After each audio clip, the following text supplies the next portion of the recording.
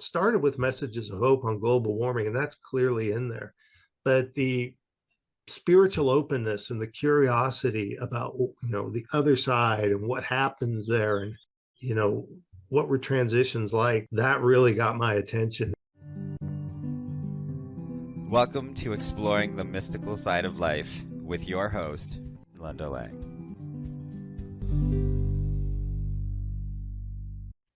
Hi, this is Linda Lang from ThoughtChange.com. We are exploring the mystical side of life once again this week. If you enjoy our conversations, remember to subscribe, share with a friend. We have such an interesting topic that we're going to explore today. I have John Thomas with me. John was part of a team that reached into the spirit world and interviewed souls that wanted to come forward and bring us a message about our own evolution and the evolution of Mother Earth and global warming. So, welcome, John. Thank you, Linda. It's a pleasure to be here. John, you are a typical Silicon Valley tech guy who is also a spiritual seeker. Tell us a little bit about the messages of hope. Well, channel messages of hope, conversation with history's most prominent souls regarding the environment. The objective of the project in the book is to provide messages of hope to those people that are concerned with our environment and where it is going. And we thought that the best perspectives on that would be the souls of a wide variety, from policymakers to scientists, conservationists, to notable spiritual leaders such as St. Francis and Wayne Dyer. Just a really fascinating idea for a project, John. How did this idea actually come about?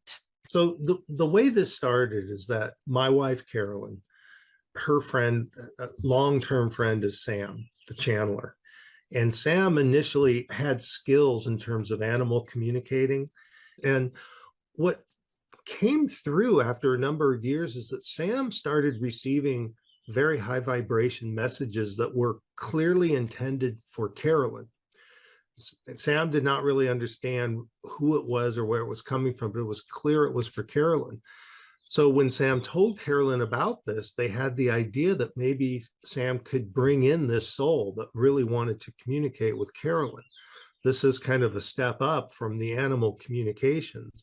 And it turned out that Sam did have the ability to do what we call voice channeling, where the soul actually comes in and takes her vocal cords. And Carolyn was able to have communication in a conversational way with this particular soul that we call Baba, that really wanted to communicate with her.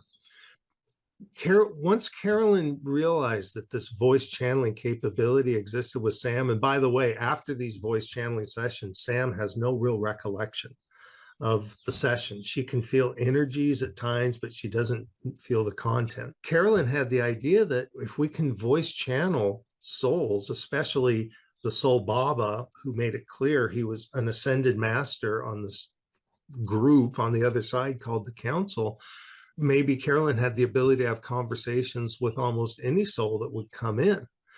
And so from that inspiration, she said, there's so many things going on in the world right now. There's wars, there's the environment, the pandemic was still going at that time, that if I could channel in various souls that could provide general messages of hope for people around these topics that are very distressing for many, that would be a very good thing to do. And so taking that idea, and then in further voice channeling sessions with the soul we call Baba, what he told Carolyn was, what they see on the other side is that the biggest struggle happening is Mother Earth's struggle. And Mother Earth has a soul. And that has to do with the way Mother Earth is being treated and the environmental response that we're seeing. And so that's how it kind of coalesced into messages of hope around, for this particular book, the first book, around environmental issues, global warming, and things like that. That's how it all came to be. And so, how did you decide who you wanted to bring in and receive messages from? Carolyn initially created a list of who she thought might be appropriate. There were some former presidents on the list. There are policymakers, some conservationists, of course, her spiritual guides, such as Wayne Dyer. What turned out is when she made the initial list, and then we started in on these interviews through the voice channeling sessions, the souls would oftentimes then tell us, you need to talk to this other person here as well. Like, for example, Theodore Roosevelt said, you need to talk to John Muir. And coincidentally, John Muir had told us you need to talk to Theodore Roosevelt. Those two worked together very closely. Theodore Roosevelt is responsible for our national park system from a government policy point of view. And John Muir, as a preservationist, this was his passion.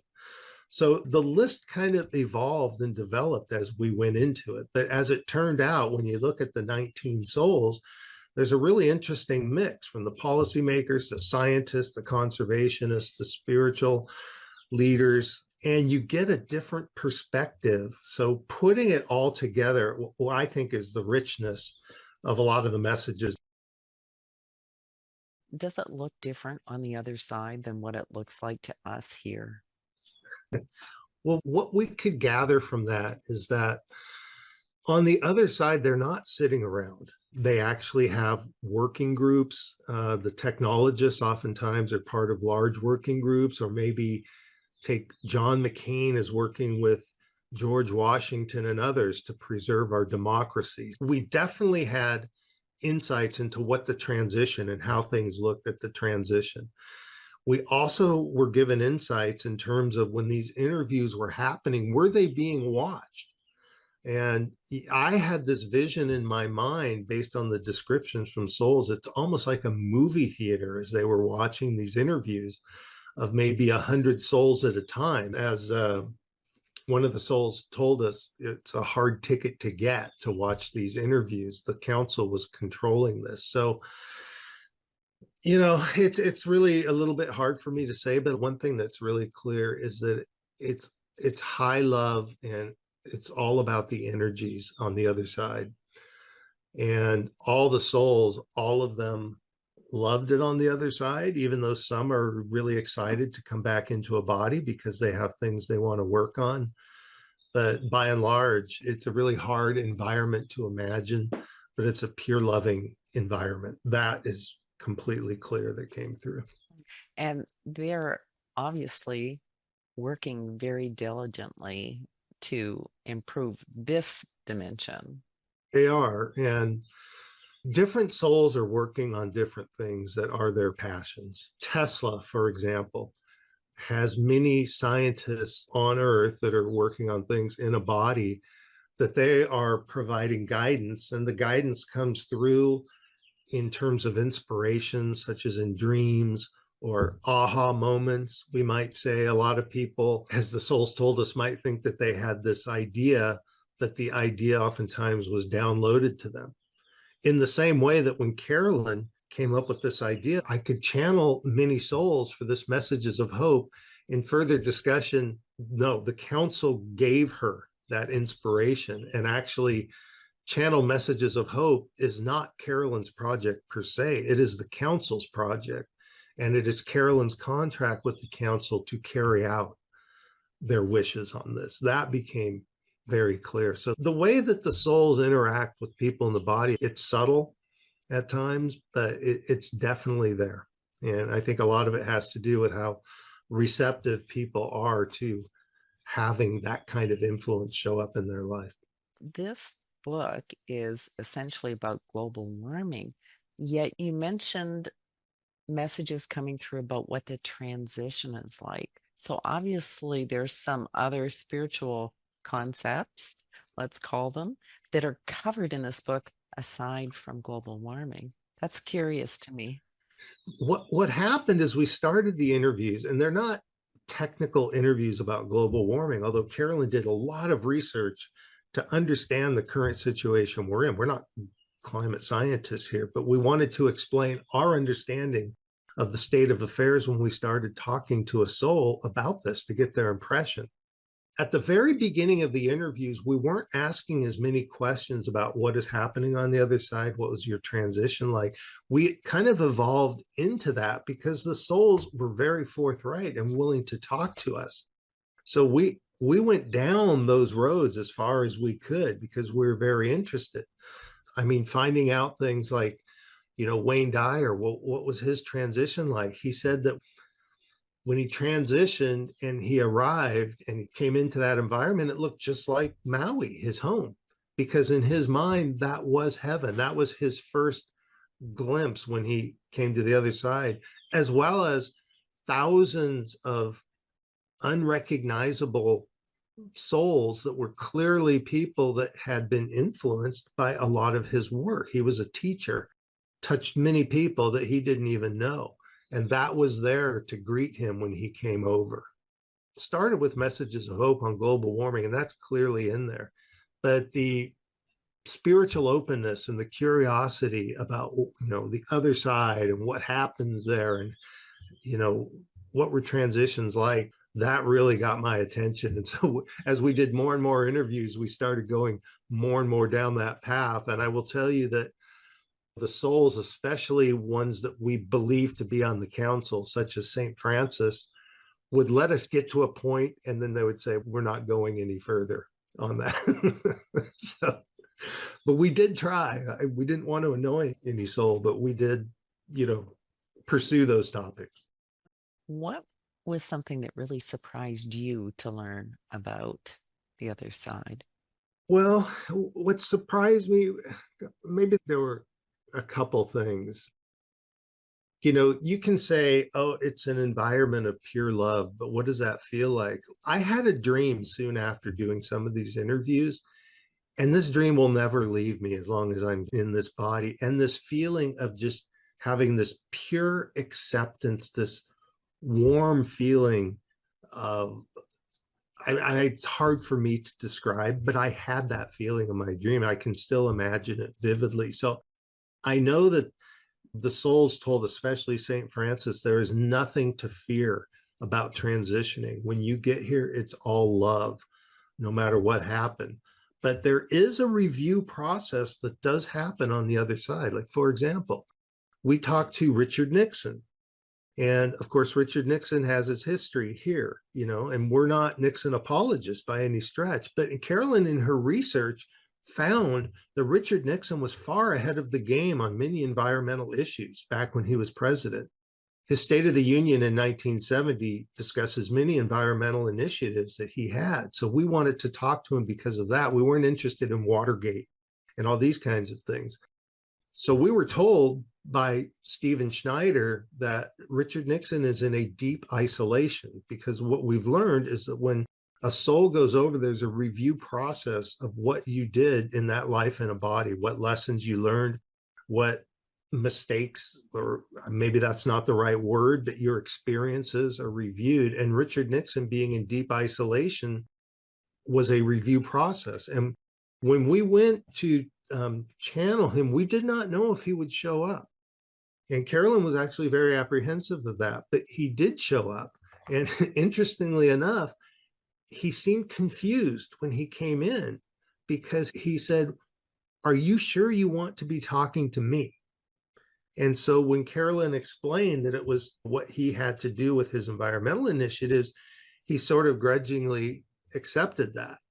But he also was forthright, and all the souls were forthright in terms of what lessons are they there to learn. In Richard Nixon's case, he said, I felt I had a lot more power than I did. I didn't treat people well when I was here. And the deep isolation, the review, is to gain a complete understanding of that, such when he comes back in a body, he won't have to repeat that lesson. And so these are the kinds of stories we would get related from the soul. So I felt that was quite interesting. And I will say that I thought about my own situation and what lessons was I put here to learn? What have I realized?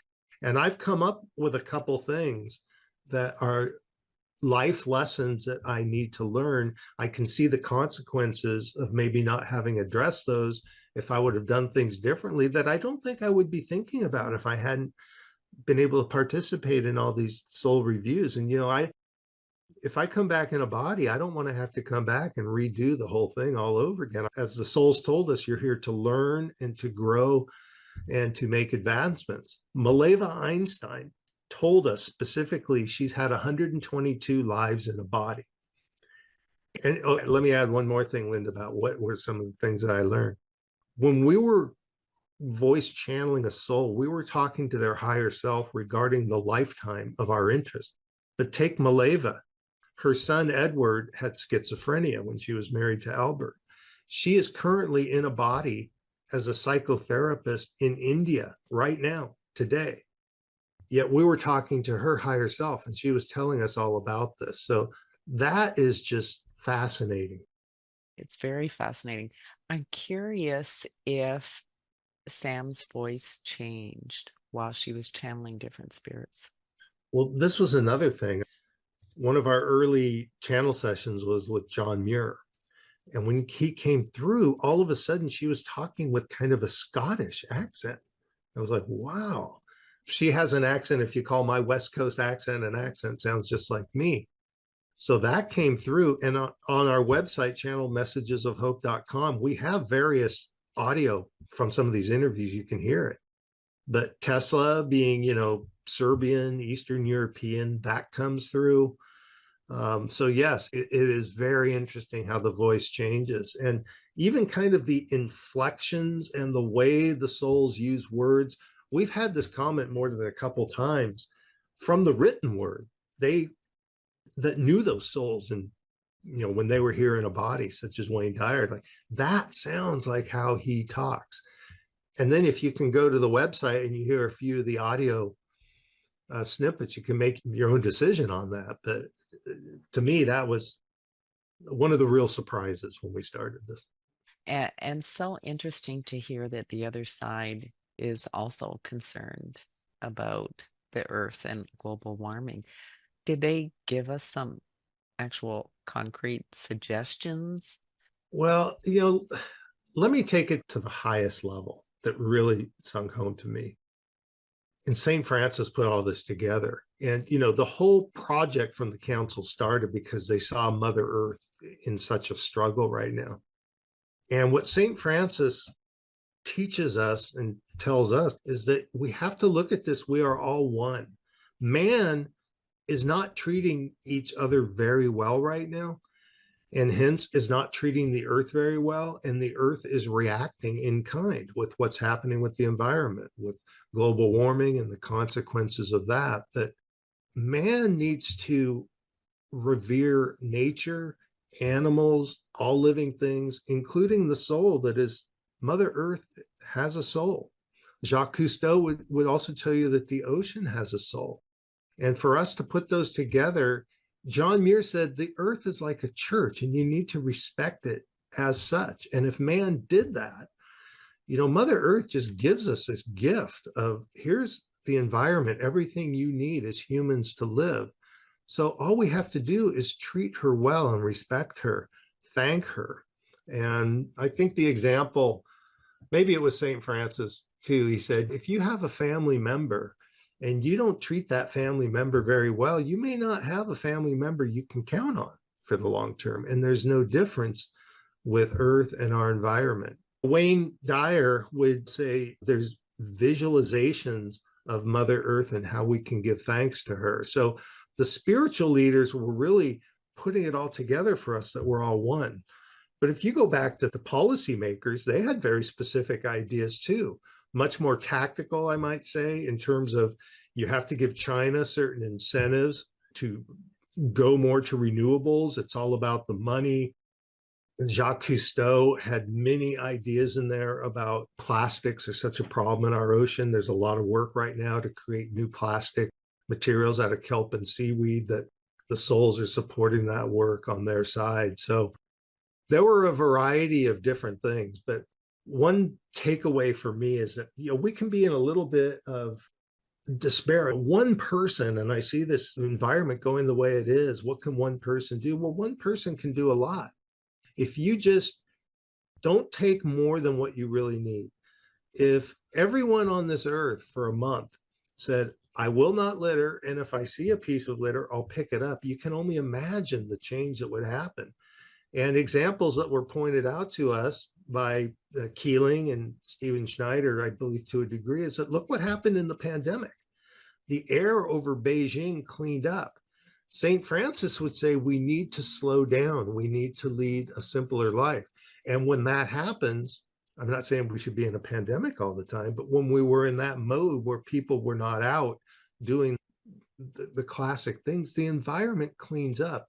What that tells us is that the earth wants to provide a nice environment. The earth can recover if given a chance. But if man continually is throwing all of this kind of abusive behavior at the earth, through the greenhouse gas situation and all of that, it makes it very hard for the earth to recover. And we've thrown the earth a lot in a short amount of time, which is really what has gotten us into the current state that we're in. So a recovery is not necessarily a given. There's this thing called the Paris Agreement, where many countries have banded together to try to limit global warming to no more than 1.5 degrees C by 2050. And there's other activity going on, such as developing nuclear fusion energy, which is a clean nuclear energy, and many other things. So the souls overall said, man can get there. The souls are optimistic that man can get there, and they are doing their part. So is it recoverable? Yes, it's recoverable. And the earth can deal with a lot in terms of pushing it out of balance and bringing it back into balance. So a message of hope around all this is that many people are working on this. What's good, especially for the age group like myself, the younger generation is really taking this seriously. There's a number of efforts going on globally, developing technologies, making us, going toward more renewables and clean energy. There's a lot of work going on, and that work is supported. But I think Samuel Clemens said it best. Samuel Clemens, aka Mark Twain, we were told to talk to him by Tesla, which was a real head scratcher for us. Why Samuel Clemens? Because Tesla and Clemens were very close. And Clemens was a big investor in technology in his day. He made money writing his books. Then he'd invest with people like Tesla on technology. But Samuel Clemens said, I really believe that the earth will be a better place over the next 20 years, but y'all don't need to get lazy. So Exactly. There is some action needed, right? there's action needed, there's action happening. And as individuals, we can do a lot if we treat Mother Earth with respect, if we thank her, if we try to keep our life and our environment as clean as we can, don't take more than what we need. If everybody starts moving in that direction, we can get there. And that is happening, is the net conclusion that we walked away with. Who was your favorite interview? Yeah, these are tough ones. I loved St. Francis because of how he really put it together and made me truly understand this concept of we are one. Something intellectually, I would have said, yeah, we're all one. But then after, I could really feel it. But I really enjoyed, the technologists like Nikola Tesla. And we explored other topics. Tesla, one of his main inventions was the ability to transmit electricity wirelessly. You can imagine what that would mean for the environment.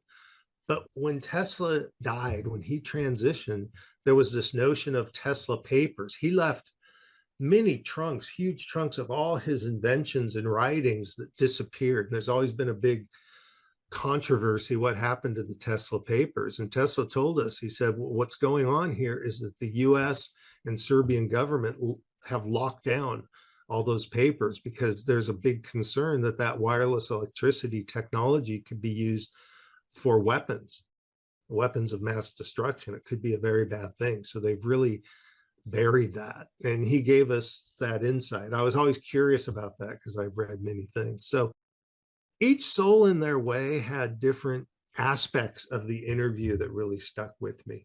Rachel Carson, who identified pesticides and took great risk personally writing a book and pointing that out to the world, When she transitioned, she was greeted by a million monarch butterflies, which is just really indicative of the contribution that she made. And, she really is looking forward to coming back in a body, because she died because of cancer, and it really ravaged her spiritually, physically. And when she comes back, she's going to be working on cancer. She'll be in some medical profession working on cancer. That's what she told us. So many people, while they're here in a body, and their life can be very challenging, very difficult, and they don't necessarily see the gift in it. And I cannot tell you in my lifetime how many people have said to me, "Oh, I don't ever want to come back here." And yet, here we are talking about these souls on the other side who can't wait to come back here. Well, those that have a mission in mind, a purpose in mind. But, the council, from what we've been able to put together, the group of ascended masters, they are not coming back. They're done.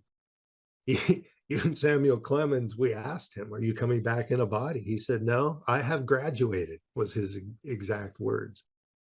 You look at some people that go through just great struggle, and you wonder, why are they having to go through that struggle? Maybe it's a lesson that they need to learn. Um, I don't know about all my past lives, but from what I've been able to discern, and from certain channelers, that there were some cases where I died a violent death at one point, and maybe that influenced why I do certain things.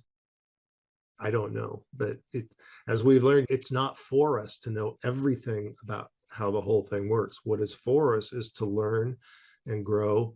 And the closer we can get to the souls and what happens on the other side, the more I think it helps us examine our own human life this time around in a body, to take what we can learn and the areas we can grow. That's my big takeaway from this. Did any of the spirits give a little piece of inspiration or wisdom that we could leave our listeners with, that is something they learned in their lifetime that we could take to heart? I'll take Wayne Dyer.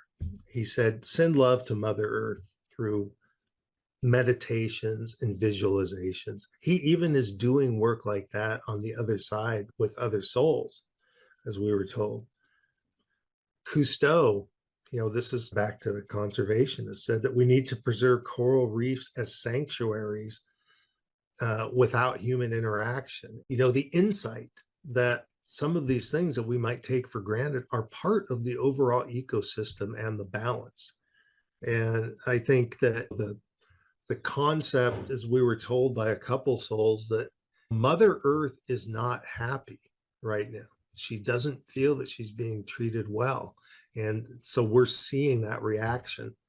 That to me is a pretty big piece of wisdom that can help us in how we treat Mother Earth. To provide just a really brief technical perspective of the situation we're in, a lot of people, let's call them deniers, might say, "Oh, it's just weather, what's going on here." And it is true that our Earth environment will go from ice house to greenhouse to ice house to greenhouse. There's a cycle, but that cycle is 100,000 years. And this is measurable.